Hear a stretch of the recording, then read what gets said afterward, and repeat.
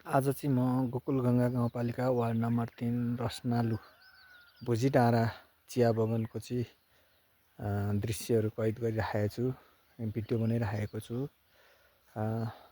यो चिया बगान उता सबै किबीबारी हो, लगभग किबीबारी 5,000-6,000 रुपियाँ जतिको होला। त्यही तलदेखि माथि सिरानसम्म छ र यो चिया बगान है। र यो चाहिँ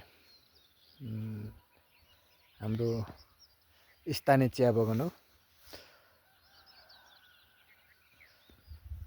र यो समुद्री सतहबाट 2200 मिटर हाइटमा रहेको यो चिया बगान। तपाईँहरू पनि घुम्न आउनुहोस् है, रमणीय क्षेत्र हो। यो सबै माथि यो देखिने डाँडा सबै किबीबारी हो, सबै किबी लागेको छ, किबी आलुहरू लागेको छ।